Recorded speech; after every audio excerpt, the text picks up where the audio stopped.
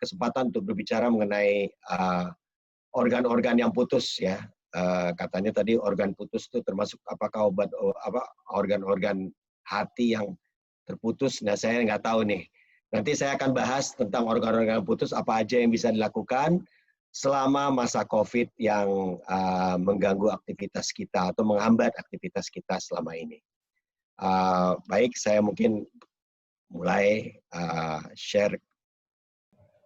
Mungkin sambil menunggu Dokter Gwendy, ada yang sudah agak-agak kebingungan masalah ini, masalah putus-putus apa sih? Boleh ditaruh pertanyaannya, nanti bisa disimpan dan dijawab di akhir sesi. Sambil menunggu, mungkin sudah ada yang bingung dengan ini sebetulnya kalau seputus itukah atau apakah ini sebenarnya kalau ada bagian-bagian yang lepas nih apa sih gitu. Boleh ditanyakan di sesi chat sehingga bisa nanti kami kumpulkan dan kami jawab untuk di kemudiannya. Bagi yang kebingungan, apakah masih ada yang belum bisa mendengar suaranya? Karena sebagian sepertinya ada yang kebingungan, bisa diklik untuk join audio sehingga bisa mendengarkan sesi ini.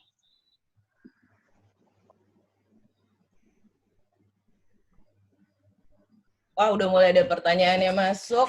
Terima kasih yang udah join semua di sini. Saya lihat di sini partisipan saya cukup banyak.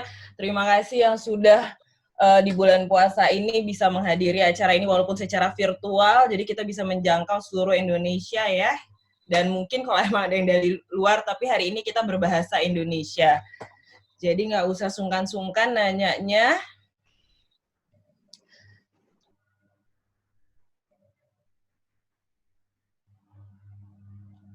Oh, udah ada beberapa pertanyaan. Sepertinya memang cukup menarik ya, bagian-bagian yang putus bisa disambung lagi atau tidak. Oke, nanti semoga dari presentasi Dr. Gwendy bisa terjawab.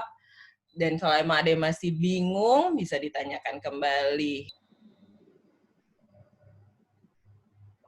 Ya, Dokter Elisa, barangkali boleh mulai dicoba diajak diskusi 1-2 pertanyaan sambil menanti Dokter Gwendy masuk kembali.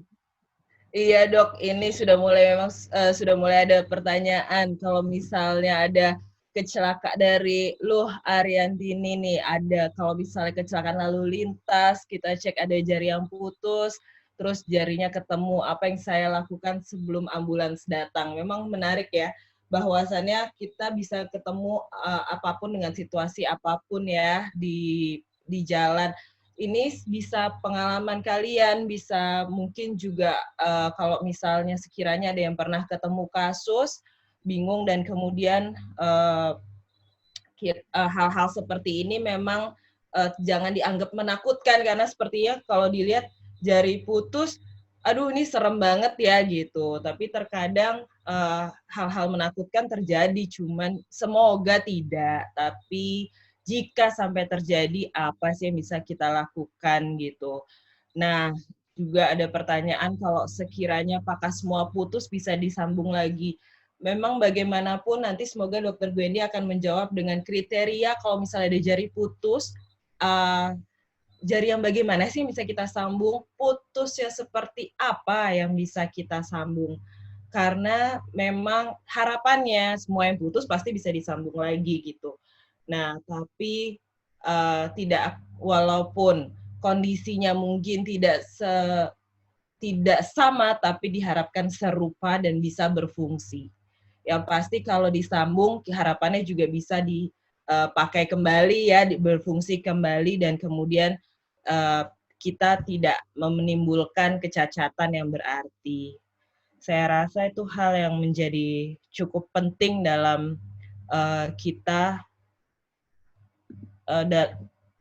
dalam kondisi seperti ini.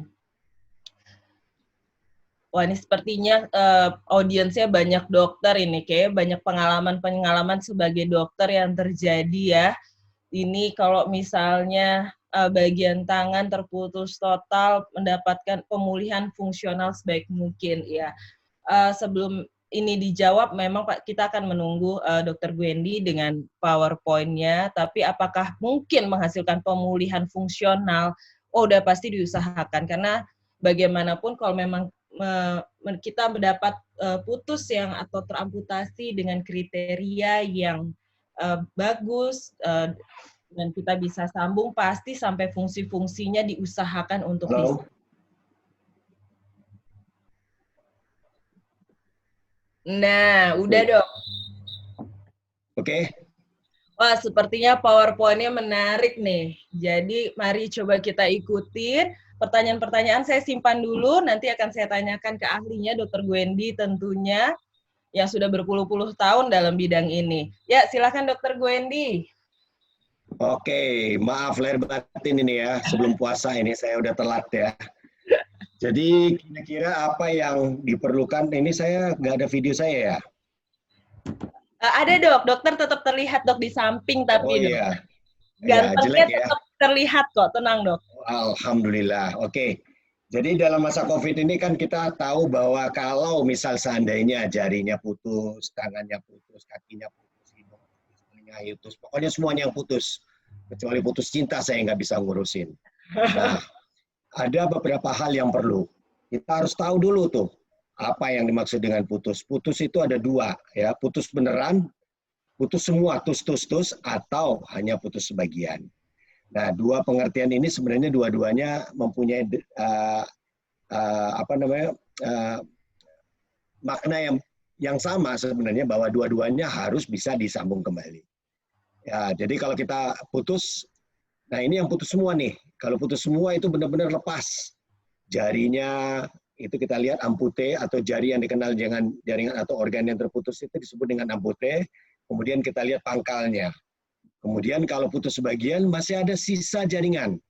Kita lihat di sebelah kanan, itu masih ada jaringan yang menempel pada organ-organ yang di bawahnya. Sedangkan jaringan yang terputus, putus semua. Jadi semua organ-organ yang sangat berperan di situ juga putus semua.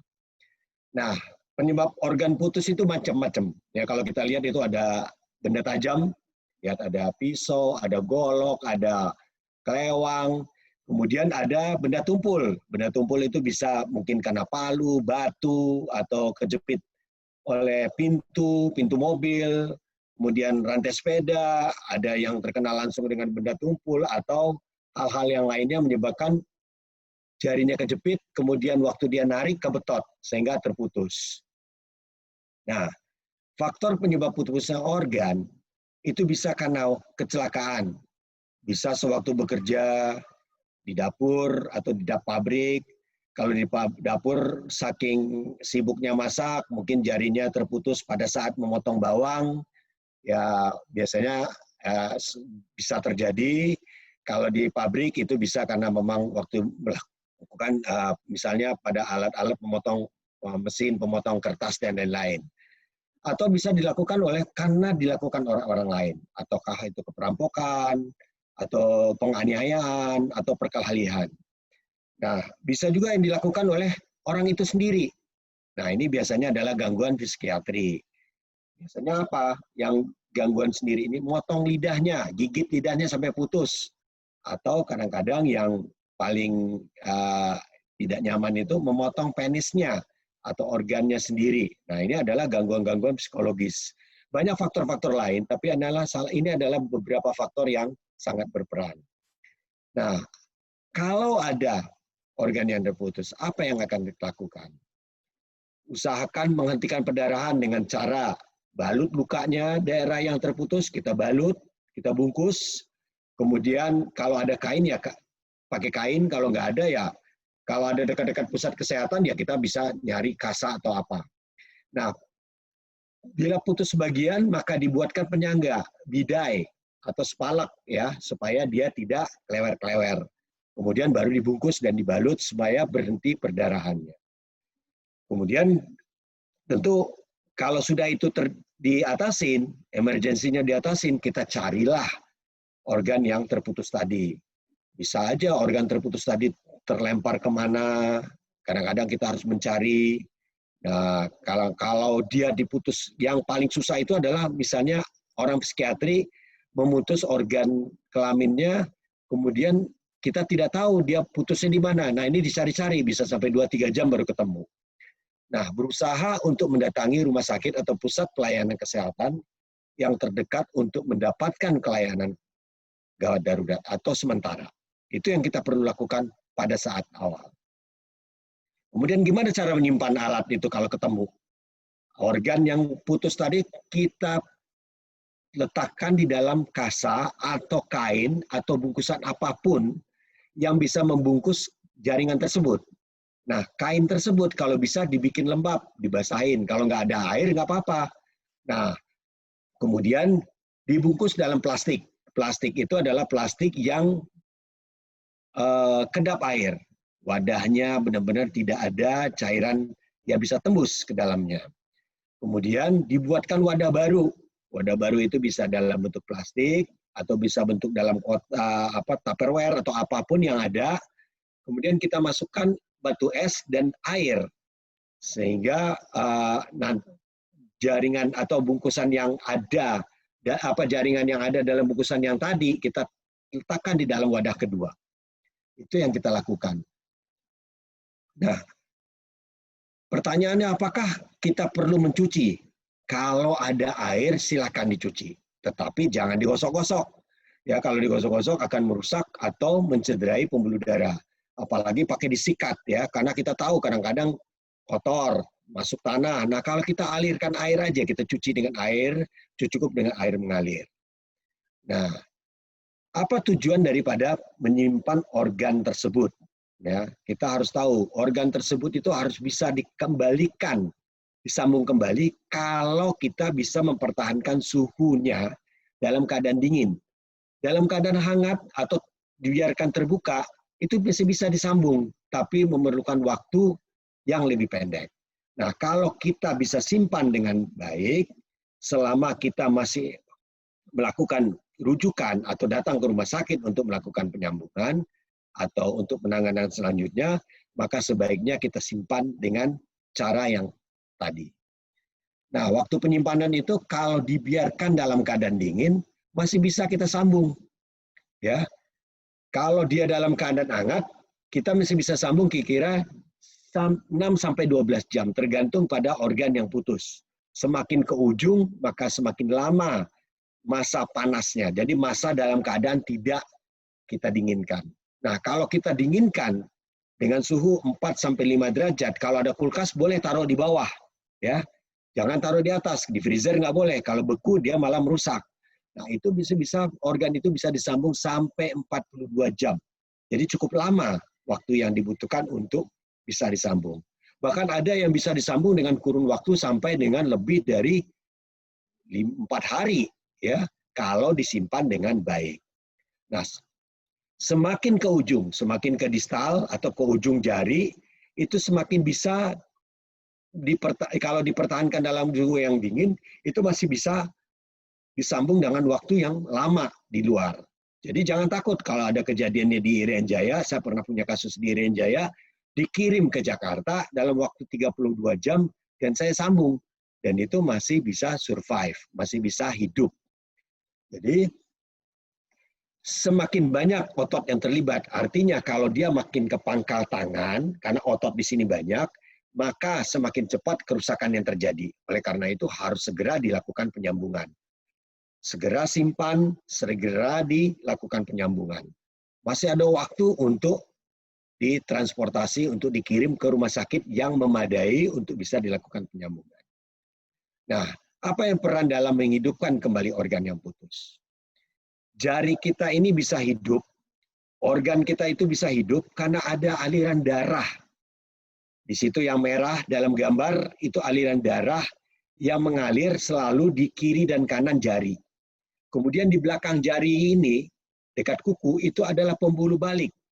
Dia yang bisa mengalirkan darah kembali.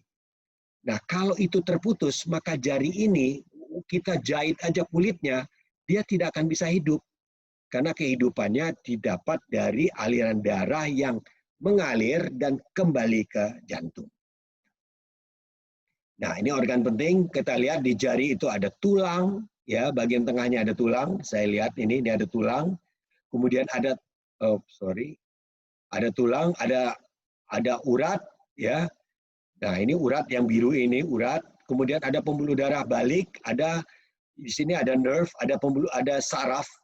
Kemudian inilah yang pembuluh balik yang kita sambung dengan pembuluh darah yang kita sambung. Untuk ukuran pembuluh darah yang di jari paling ujung itu kira-kira di bawah 0,5 mili. Kecil sekali. Sedangkan untuk jari-jari bisa 1 mili. Kalau ke pergelangan tangan bisa dengan 2 sampai 3, 4 mili. Jadi cukup kecil yang akan kita sambung. Jadi organ yang disambung itu, organ yang mana yang bisa kita sambung kalau putus? Ya, yang pasti bisa telinga, hidung, penis, kulit kepala, dan organ lain. Ya, untuk tangan dan tungkai bawah diusahakan sambung kembali, kecuali dalam keadaan sudah berantakan. Nah, kalau sudah berantakan, kita tidak boleh sambung lagi, karena memang tidak dimungkinkan itu. Atau permukaannya tidak rata, atau ada betotan sehingga jaringannya tertarik keluar, sehingga merusak jaringan sekitarnya. Jari jemari misalnya, untuk jempol wajib kita lakukan penyambungan karena jempol ini berfungsi banyak, ya. Jempol dan jari kedua itu berfungsi banyak.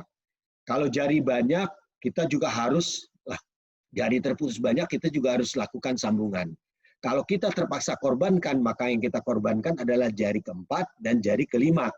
Karena yang berfungsi itu adalah jari ketiga dan 1, 2, dan 3. Dia bisa menggenggam, menggantikan jaringan yang lain. Nah, kalau anak-anak yang tercederai, kita usahakan untuk disambung semua, seberapapun sulit, ya, dengan kemungkinan ada kegagalan pastinya. Nah, ada lagi orang-orang yang menggunakan jaringan atau jari-jari tersebut untuk kegiatannya, pemetik gitar, ya, pemain piano, dan lain-lain sebagainya. Mereka ini membutuhkan jarinya. Kalau kita usahakan untuk disambung, seberapapun sulitnya. Nah, yang bukan kandidatnya adalah seperti ini. Udah berantakan, hancur semua. Tidak mungkin kita lakukan penyambungan karena sudah terjadi kerusakan yang hebat. Nah, yang bukan kandidat disambung itu adalah misalnya multi level amputasi. Walaupun multi level amputasi itu mungkin dilakukan disambung, tetapi kalau itu multi level amputasinya adalah karena benturan, maka itu tidak mungkin disambung. Atau ada ancaman kehidupan, nyawanya lebih dahulu kan diselamatkan. Sedangkan penyambungan ini adalah butuhkan waktu. Selama beberapa hari, ini nyawanya nggak akan bisa selamat kalau kita masuk ke dalam masa intubasi atau dibius. Oleh karena itu mungkin kita tidak lakukan penyambungan. Atau sudah ada terjadi kerusakan pembuluh darah. Pembuluh darahnya di dalamnya udah ada mengkerut. Ya, di dalamnya ada plak-plak karena ada kolesterol yang tinggi. Nah, ini orang-orang yang kolesterol tinggi nih. Atau orang-orang yang tua dengan penyakitan. Nah, pasien dengan gangguan jiwa yang tidak stabil. Kalau gangguan jiwanya bisa diatasin, oke silakan. Atau keadaan waktu hangatnya yang terlalu lama. Jadi yang tadi itu ischemic time, kelamaan di luar, kelamaan kita biarkan, maka itu kita lakukan, kita tidak perlu lakukan sambungan. Nah, perkiraan keberhasilan penyambungannya organ putus itu apa? Semakin ke pangkal. Dan itu adalah benda tajam, karena pembuluh darahnya besar, maka kemungkinan keberhasilannya adalah tinggi. Bisa 99%. Saya nggak bisa bilang 100%, karena 100% itu hanya Tuhan. Ya, kalau putus itu misalnya tumpul, atau jaringan banyak ada yang rusak, tapi masih bisa kita sambung, kemungkinan keberhasilannya bisa sampai mencapai 80%. Ya. Nah, kita harus segera ke pusat rujukan, rumah sakit yang fasilitas memadai, mempunyai tenaga ahli di bidang itu. Jangan nanti sampai di sana tenaga ahlinya nggak ada, lagi kemana, lagi pergi, lagi keluar kota. Padahal kita harus bukan sekedar rumah sakitnya mempunyai fasilitas, tapi dokter yang mempunyai kemampuan tadi bedah tangan, mempunyai kemampuan ahli bedah mikro, rata-rata semua bedah plastik mempunyai kemampuan itu, sebagian dari bedah ortopedi yang mengurusin bagian tangan juga mempunyai kemampuan itu. Nah, silakan kunjungi. Dan tanyakan apakah mungkin dilakukan atau tidak. Karena memang kalau kasusnya sangat susah, maka akan dilakukan oleh orang-orang yang sebenarnya mereka tuh tahu siapa yang lebih pintar atau jago di bidang itu. Oleh karena itu, pasien harus memastikan rumah sakit yang dirujuk dan fasilitas atau dokter yang siap di tempat pada saat itu. Angka berhasilannya adalah yang dimaksud dengan angka keberhasilan adalah kalau dia bisa hidup, ya minimal kita nilai sampai 7 sampai 10 hari. Kadang-kadang ada yang 2 minggu, ya. Tapi biasanya saya dalam 5 hari saya udah seneng nih, nggak deg-degan. Karena sebenarnya yang deg-degan itu kadang-kadang bukan pasiennya, yang deg-degan itu adalah dokternya karena usaha Oya dari awal untuk menyambung. Nah, fungsi organ tersebut atau pergelangan tersebut bisa dilakukan fungsinya seperti sedia kala. Itu yang kita anggap berhasil. Ya, tidak kaku, tidak stiff. Jadi kalau kita sambung kemudian jarinya tetap seperti ini ya nggak ada gunanya kan. Dan kemudian dia mulai merasakan, jemarinya mulai merasakan raba, merasakan semua rasa panas, rasa dingin, rasa sentuhan, kemudian bisa merasakan ada tekanan dan lain-lain sebagainya. Dan itu butuh waktu sampai kira-kira 6 bulan. Nah, keberhasilan ini, lihat ya, ada pinching test, jarinya bisa menyentuh untuk jari yang berikutnya.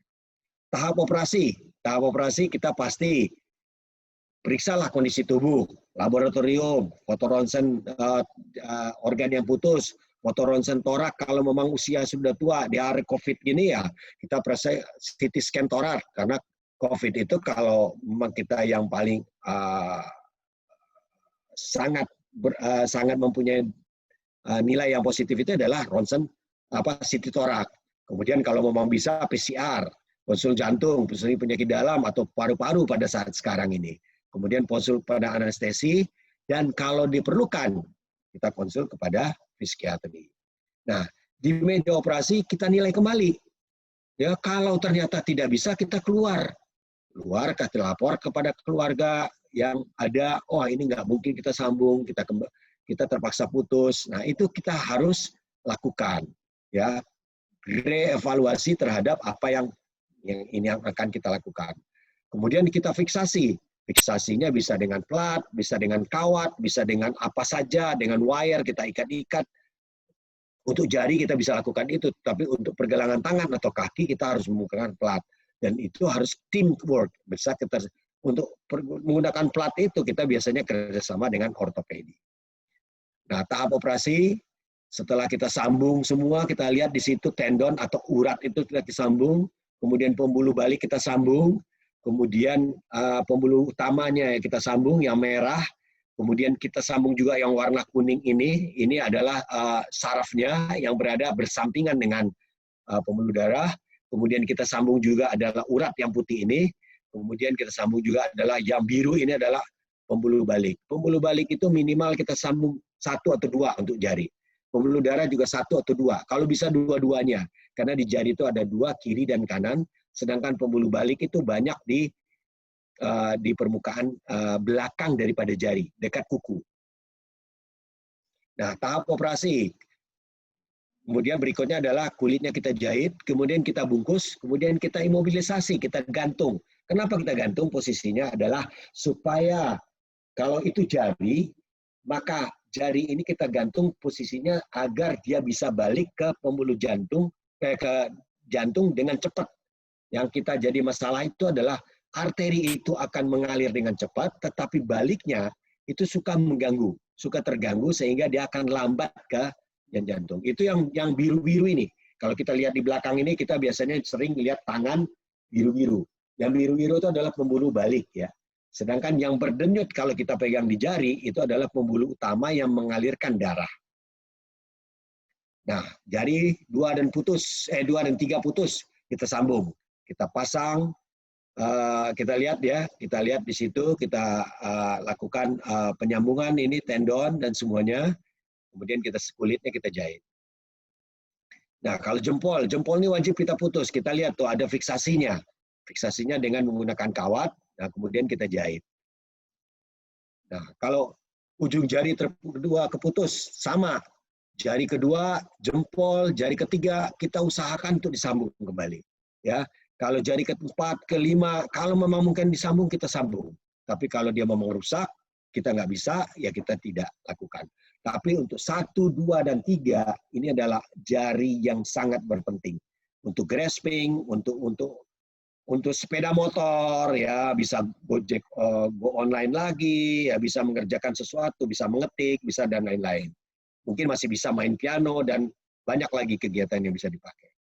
Nah, kalau pergelangan tangan terputus sebagian, ini sebagian artinya apa? Masih ada jaringan yang masih tertinggal. Jaringan yang tertinggal itu masih ada sebagian. Biasanya kita hitung 1/8. Tapi kalau menurut saya masih ada jaringan yang mengalirkan pembuluh darah, kita anggap sebagian. Tapi kalau udah hampir kulitnya aja yang tinggal, tapi pembuluh darahnya nggak ada, ya kita anggap sebagai yang sudah putus. Karena pembuluh darahnya harus kita sambung. Dua-duanya bermakna yang sama, pembuluh darahnya harus disambung kembali. Beserta dengan organ-organ yang lain. Nah, ini kita lihat. Nah, kita lakukan penyambungan, tentu kita nyambung tulang, ya, kita lakukan dengan revaskularisasi, artinya pembuluh darahnya kita kembalikan, tulangnya kita fiksasi, kemudian kita sambung. Nanti saya ada lihatkan foto yang berikutnya.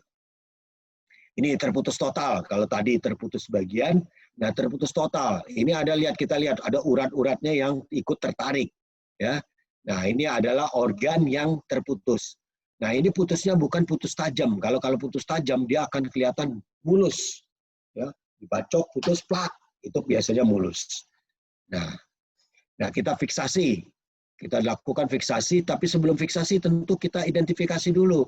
Yang saya bilang tadi, kalau semua jaringannya bagus, kemudian kita kasih tahu di luar, oh ini bisa kita usahakan. Nah, lakukan dengan fiksasi dengan menggunakan plat and screw. Ini menggunakan plating system, ada besi, ada skrunya di sini, yang bahan ini bisa dilepas setelah 6 bulan, atau dibiarkan aja, nggak apa-apa, karena dia titanium. Kemudian barulah kita lakukan penyambungan seperti sekuensi tadi, yaitu pembuluh darah. Kemudian pertama biasanya adalah tendon, ya. Kemudian kita lakukan pembuluh darah yang merah tadi yang saya gambarkan, yang mengalirkan darah. Kemudian pembuluh balik.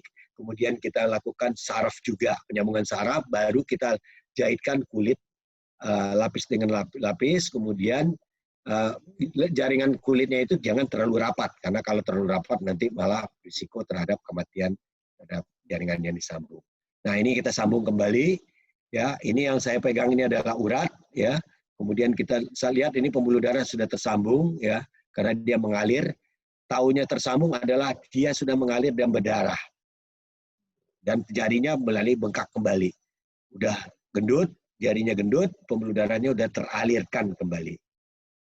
Nah, ini 10 hari setelah operasi, tangan masih bengkak, jangan takut, dia akan mengecil sendiri. Kenapa tangan bengkak?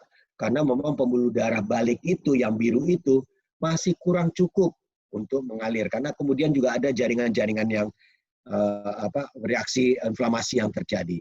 Nah, kita lihat, taunya hidup itu dari mana? Kita lihat, warna ujung jarinya bagus, gendut, ya. Warna sekitarnya juga bagus, ya. Kalau dia udah pucat atau biru, itu berarti adalah mati. Nah, ini dia, 6 bulan setelah dioperasi. Kita lihat fungsinya. Jari lurus, kemudian berfungsi bisa menekuk, bisa memegang, ya. Ini masih belum sampai 100%, kekuatannya baru mesti sampai kira-kira 6-70%. Masih perlu rehabilitasi, dan itu memerlukan waktu yang cukup lama. Nah, ini anak 2 tahun, kena rantai sepeda, ya. Lihat, jari keempat itu putus benar, total. Ya, kita lihat permukaannya, tidak rata, ya, compang-camping. Sedangkan jari ke-5 itu putus sebagian, ya. Nah, apa yang kita lakukan? Kita lakukan penyambungan pembuluh darah. Kita lakukan untuk jari keempat kita sambung, kita lakukan fiksasi dengan hanya jarum suntik saja karena jarinya kecil. Kemudian untuk jari keempat, sedangkan jari keempat itu kita sambung hanya pembuluh darahnya saja, karena jaringan tulangnya nggak putus. Tapi kalau untuk jaringan yang kelima kita sambung. Nah, kita lihat, kita bungkus, kita draping, dan posisinya kita ganjal bantal sehingga dia posisinya lebih tinggi dari atas. Untuk anak-anak agak sulit karena dia memang susah untuk mengajak dia berkomunikasi dengan baik. Sehingga kita pasang spalek, kadang-kadang kita ikat, ya. Kemudian ini kita lihat, ini setelah 4 minggu dan ini setelah 3 bulan post op. Fungsinya masih belum berjalan dengan baik, Tapi kita tahu anak-anak itu lebih cepat nanti beradaptasi, dia akan menggunakan fungsinya dengan baik dalam waktu mungkin setelah 1 tahun. Nah, ini kalau pergelangan kaki putus, ya itu lihat di ronsen foto kita lihat itu putus semua, ya. Kemudian kita bisa sambung dengan menggunakan fiksasi ini setelah 3 bulan, ya fungsinya kembali. Dan untuk jaringan untuk kaki yang putus, maka kita harus lakukan penyambungan secepat mungkin karena banyak otot yang tercederai. Nah, untuk telinga putus juga bisa. Ini saya ambil dari artikel karena saya belum pernah ketemu, tapi prinsipnya sama karena pembuluh darahnya ini juga kecil. Ya, pembuluh darah di sini kira-kira 0,5 mm, bukan senti, milimeter. 1 mili itu kecilnya segini, setengahnya dari 1 mili. Nah, ini juga kalau penis terputus, ya kita sambung semua. Ya, mulai dari corpus cavernosum, semua pembuluh darahnya, kemudian uretranya kita sambung. Nah, selama itu waktu penyambungan kencingnya kita salurkan melalui perut. Nah, ini juga dari artikel saya belum pernah ketemu amputasi hidung pada anak-anak umur 2 tahun, ya. Teramputasi, kemudian disambung kembali, kemudian waktu disambung ada masalah dengan pembuluh balik sehingga diletakkan yang lintah ini menyerap. Jadi kalau biru karena pembuluh baliknya tidak adekuat, maka taruh aja lintah di situ. Lintah itu nyedot. Nah, kita kasih lintah yang lapar. Kalau lintahnya yang nggak lapar, dia akan berhenti mengisap. Jadi selalu kita bikin lintahnya lapar. Saya nggak tahu caranya. Pokoknya lintah itu banyak, kemudian kita taruh di sini. Kemudian, nah ini setelah 10 tahun kemudian. Kita lihat hasilnya luar biasa. Tapi prinsipnya sama. Ini bisa kita kerjakan, termasuk kulit kepala yang putus, termasuk lidah yang putus, kita bisa sambung. Nah, perawatan pasca operasi. Obat-obatan standar, antibiotik, obat-obat anti nyeri, dan obat-obat yang lain, vitamin, dan lain-lain. Kemudian untuk daerah yang terputus, kita berikan suasana hangat. Kasih lampu pijar, jarak tertentu, pokoknya hangat, jangan panas. Kalau panas nanti melepuh, jadi luka bakar. Nah, kita monitor ujung jarinya atau ujung-ujung yang tadi terputus sampai 7-10 hari. Nah, rehabilitasi bisa kita lakukan di rumah, ya segera setelah operasi, tapi bisa juga kita lakukan di rumah. Nah, apa komplikasi yang kita takutkan? Gagal atau organ yang kita tidak sambung tidak hidup, ya. Terjadi infeksi karena memang waktu kecelakaan, waktu kejadian itu lukanya masih kotor, masuk pasir-pasir atau tanah atau masuk ke dalam got, itu yang biasanya terjadi. Ya, kadang-kadang ujung jari walaupun hidup, ujung jarinya mengecil, ya. Kadang-kadang kukunya ada gangguan sehingga tumbuhnya tidak baik. Nah, ada gangguan pembuluh darah balik, warna menjadi biru, ya, menjadi biru atau kongesti atau tertekan. Tapi kalau kita bisa bongkar kembali, kita perbaiki, itu bisa hidup. Nah, kalau tidak segera kita lakukan, maka jaringan tersebut bisa mati. Nah, rehabilitasi itu dilakukan segera setelah operasi. Untuk jari-jari kita harus lakukan. Ya, ada yang namanya pasif, kita bantu. Kemudian setelah dia merasa tidak sakit lagi, dia harus melakukan sendiri. Kemudian nanti dia pakai bola, dia akan lakukan dengan penekanan. Nah, itu harus rutin dilakukan dan dikerjakan bisa di rumah. Kadang untuk mendapatkan fungsi yang baik, kita bisa lakukan revisi. Nah, ringkasan bagi yang datangnya telat. Sebenarnya saya yang terlambat. Ya. Bila salah satu organ terputus oleh karena suatu sebab, atasi perdarahan dengan pembalut, kemudian organ yang tersebut disimpan. Ya. Cuci, jangan gosok, bungkus, masukkan dalam wadah yang tersebut dalam bungkus, kemudian masukkan wadah, kemudian masukkan wadah yang ada cairan, ada es, kemudian amputnya yang sudah terbungkus tadi masukkan ke dalam. Segera datang ke rumah sakit yang terdekat untuk kedaruratan. Bila rumah sakit tidak dapat melakukan, rujuk ke rumah sakit yang mempunyai fasilitas yang cukup dan tenaganya memadai. Nah, setelah operasi berhasil, maka tahapan rehabilitasi yang harus dikerjakan secara rutin dan terus-menerus sampai fungsi yang diharapkan tercapai. Saya rasa sedemikian, saya ucapkan terima kasih. Kalau ada yang kurang, silakan ditanyakan. Terima kasih.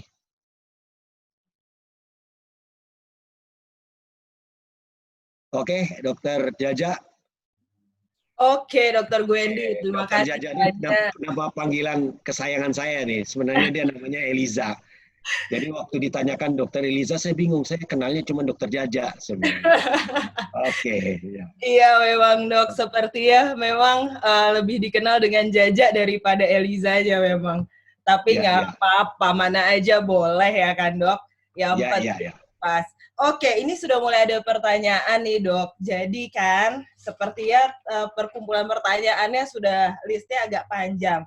Dok, bisa disimpulkan kembali karena beberapa pertanyaan adalah sebetulnya bagaimana cara penyimpanannya yang memang kira-kira proper, dan kalau misalnya dia kotor atau jatuh ke got itu apakah tetap dibawa atau ada cara tersendiri atau bagaimana Dok? Jadi barang yang terputus ini kira-kira gimana Dok cara nyimpennya Dok?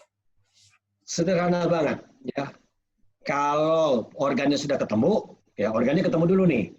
Ketemunya di got, ketemunya di mana, kemudian kita cuci. Kalau ada air, kalau nggak ada aqua, kalau ada ringer laktat, ya ada cairan khusus itu. Tapi kalau nggak ada aqua, kalau ada keran, pakai keran. Ya, tapi jangan mengalirkan airnya merusak yang jaringannya. Biarkan aja dia mengalir. Ya. Kemudian dicuci, jangan digosok. Karena kalau digosok kadang-kadang jaringan yang pembuluh darah tadi yang ada di bawahnya, itu kadang-kadang kita rusak. Ya, ini misalnya putus, ya kita gosok-gosok, ya nggak boleh. Kita cuci aja mengalir. Kalau ada kain, misalnya kalau sekarang ini kain yang paling sederhana, masker deh. Masa nggak punya masker? Maskernya dipakai bungkus. Maskernya dibikin lembab dulu, diremes, diperes, setelah dibasahin, dibungkus. Nah, cari wadah plastik. Kresek-kresek atau apa saja. Kalau ada botol aqua, masukin aja botol aqua. Ya kan, botol aqua kecil. Tutup. Ya kan? Kemudian carikan wadah yang baru. Ya, wadah yang baru, misalnya ada plastik besar, masukkan cairan dan es di dalamnya.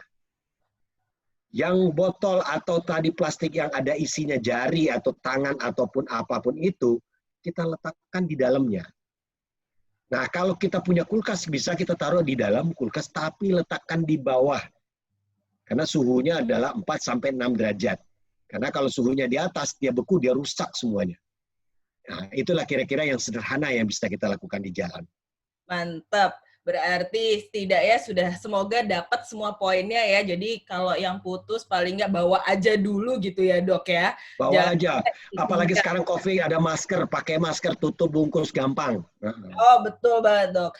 Kemudian nih Dok, jadi kalau misalnya sudah disambung gitu Dok, ini banyak yang nanya, apakah kira-kira bisa normal bergerak kembali, kemudian dengan dipasangkan plate and screw tadi Dok, masih bisa gerak nggak ya gitu. Nanti jangan-jangan udah dipasang plate and screw jadi kaku gitu Dok. Kemudian pertanyaan yang bersamaan adalah kira-kira berapa lama tuh Dok abis disambung, mulai bergerak, kemudian mulai aktivitas tuh kira-kira berapa lama setelah disambung Dok? Oke. Kalau disambung, itu harusnya yang dianggap berhasil oleh kita ya. Yang kita anggap sebagai berhasil itu adalah kalau dia berfungsi. Jadi kalau hidup, sekarang ini kita bukan levelnya di hidup aja lagi nih. Kalau hidup ya insya Allah lah ya. 99% kalau putus beneran karena tajam, ya 99% hidup lah ya. Tetapi kalau yang kita anggap berhasil adalah fungsinya kembali. Ya. Nah, bisanya fungsinya kembali adalah kalau kita memperlakukan waktu melakukan operasi, memperlakukan jaringan itu sedemikian baiknya. Ya, menyambung pembuluh darah, melakukan penyambungan pembuluh darah, kemudian menyambung uratnya, menyambung sarafnya dengan baik, kemudian melakukan rehabilitasi secepat mungkin. Saya di hari pertama setelah lakukan operasi itu boleh digerakkan. Nggak usah takut pembuluh darahnya putus. Karena pembuluh darah itu relatif adalah loose. Kemudian mengenai plat tadi, kalau plat itu letaknya kan bukan di sendi. Plat itu letaknya kan adalah di tulang panjangnya, di antara yang terputus. Kalau di sendi, biasanya kita sudut tusuk. Nah, kalau di sendi ini repot, karena memang menunggu waktu nanti akan ada secondary refinement ya, untuk memperbaiki persendiannya. Tapi diutamakan adalah hidup. Nah, plat tadi tidak mengganggu, tidak menjadi kaku karena yang penting itu adalah sendinya masih ada. Kalau jari-jari sendinya masih ada, ya. Nah ini jari, oke, ini masih ada. Demikian Dokter Jaja. Jadi termasuk juga kaki ya dok ya, karena dia nanya, jadi sebenarnya penanganan putus kaki sama putus jari tangan itu ada perbedaan atau tidak gitu? Perbedaannya hanya di waktu. Kalau jari bisa lebih lama nunggu warm ischemic atau menunggu waktu dalam keadaan panasnya. Jadi kalau dibiarkan panas bisa sampai 12 jam tanpa kita masukin ini masih bisa kita lakukan operasi, ya. Dia masih bisa survive. Tetapi untuk kaki itu sesegera mungkin. Karena muscle-nya banyak. Muscle belly itu Oke ya. ada toksin, ada racun. Nah, itu kalau dibiarkan lama-lama malah dia rusak semua. Jadi segera aja, waktunya aja. Segera ya dok ya. Ini masih ada pertanyaan dok. Jadi sebetulnya waktu atau golden period-nya itu berapa jam sih dok bisa dibawa gitu? Apakah kalau udah lewat, aduh kayaknya udah lewat 12 jam nih saya bawa aja pas saya tinggal ya gitu. Gimana tuh dok? Kalau tersimpan di dalam wadah yang tadi, segera disimpan dalam wadah, bisa sampai 24 jam kok. Untuk jari-jari saya pernah nyambung sampai 32 jam, nggak apa-apa. Oke, jadi kalau misalnya tiba-tiba baru ketemu agak lama, sebetulnya bawa aja ya dok ya? Bawa aja, kita kan nggak tahu, dia tahu kira-kira jam berapa dia putus. Betul. Nah kalau dalam keadaan, kalau ujung jari saja, jari ujung, itu bisa sampai 12 jam, tanpa kita dinginkan, itu masih bisa kita sambung. Oke, kemudian dok, jadi sebetulnya tetap bagaimanapun akan diusahakan untuk disambung ya dok. Jadi kemudian bertanya, kalau vaskesnya di daerah terpencil nih dok, kira-kira apa yang bisa mereka lakukan gitu untuk apakah kan agak jauh dan Indonesia ini cukup butuh waktu ya dok ya jika untuk mencapai vaskes yang lebih tinggi lagi gitu. Jadi kira-kira sebenarnya bagaimana balut ya dok? Kalau prinsipnya sama. Kalau dia bisa transportable, berarti dia masih bisa dikirim. Ya, saya dari Irian satu pasien, saya lagi berada di luar daerah. Waktu itu saya kalau nggak salah lagi di Sumatera, ya. Pasiennya ada menelpon pagi-pagi, malam jam 10 malam, tentu pesawat nggak ada kan. Nah, saya datang besok paginya dikerjakan jam 12 siang.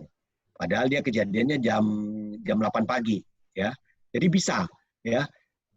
Jadi pada prinsipnya alat pun sebenarnya tidak, kalau untuk jari jemari ujung-ujung memang agak sulit, kita perlukan mikroskop. Tapi kalau untuk pergelangan tangan, kalau memang dia tidak bisa datang ke sana, ya saya sendiri bisa datang ke tempat, ya, karena cuma alat-alatnya kita bawa sederhana. Oke, nah kemudian dok, kalau begitu berarti ada yang mengusahakan datang atau soalnya juga ada, jadi sebetulnya dengan kesederhanaan asal ada ruang operasi bisa dibantu untuk datang ya dok ya gitu. Bisa dibantu untuk datang. Betul, berarti kita bisa membantu untuk mengerjakannya. Nah kalau misalnya ini dok, kalau dia menerimakan di vaskes, kalau dijahit boleh nggak dok? Terus dikirim, bagaimana tuh dok? Kalau dijahit, yang susah itu adalah kita bagaimana menyimpannya. Berarti jarinya dibungkus dengan batu es kan? Ya kan susah. Mendingan jarinya dipisah aja, ya. Jangan dijahit. Disimpan dengan satu wadah. Karena kalau kita jahit, kita transportable-nya susah. Ya, kita susah nanti bagaimana menyimpan supaya dalam keadaan dingin. Itu aja yang jadi masalah. Jadi sebetulnya tidak perlu dijahit, nggak apa-apa ya dok ya? Tidak dijahit, tidak usah. Karena kalau dijahit itu kadang-kadang merusak jaringan yang sebenarnya kita perlu. Oke. Ya. Nah kemudian kalau kitil-kitil dok, terputus bagian maksudnya, itu kan apakah kita putus, kita simpan, atau kita jahitkan, kita bungkuskan dok? Kemudian gitu dok pertanyaannya. Putus apa nih? Sebagian dok, jadi misalnya atau putus pergelangan gitu, tapi dia nggak sampai total gitu dok. Oke, yang seperti yang dalam gambar saya tadi. Betul, itu kita pasang spalak, kemudian di atasnya kita bungkus dulu dengan kasa, kemudian di atasnya kita taruh batu es, yang dalam ada kasa, ada ini sama prinsipnya, dan itu kita pakai dengan spalak. Jadi prinsipnya didinginkan, tapi spalaknya terpasang. Nah, kalau memang mau jahit 1-2 jahitan di kulitnya saja, bagian luar. Ya. Setipis mungkin sebetulnya. Setipis mungkin. Kalau perlu di daerah yang benar-benar yang kita kalau bisa lihat pembuluh darah, kalau yang menjahit kan berarti dokter kan. Ya, jadi lihat ada pembuluh darah nggak di sekitar situ. Kalau pembuluh darah jangan. Karena kalau pembuluh darah berarti merusak. Nanti dokter yang menyambung berikutnya bingung, waduh rusak ini. Betul. Nah, kalau rusak kan kita jadi akan repot lagi. Iya dok, seperti ya waktu sudah 11.59 dan ini hari Jumat walaupun mungkin sedang pada di rumah tapi juga udah duhur seperti ya dok, harus kita tutup sesi kali ini. Pertanyaan masih banyak Dokter Gwendy, kemudian ini sebetulnya masih bertanya nih, jadi kalau mau menghubungi dokter nih gimana caranya dok?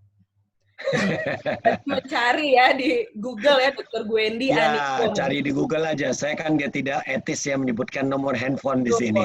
Iya, nanti bisa di Dokter Gwendy Anikoni cukup terkenal karena dia keliling satu Indonesia, apalagi dengan motor besar ya dok ya.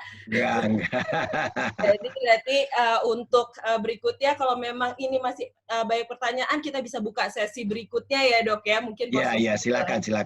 Baik, waktu. Terima kasih semuanya. Ini sudah sepertinya sudah menjadi akhir dari acara ini. Acara ini diselenggarakan oleh Kolegium Bedah Plastik Rekonstruksi Estetik Indonesia dan bersama ICTEC RSCM Universitas Indonesia.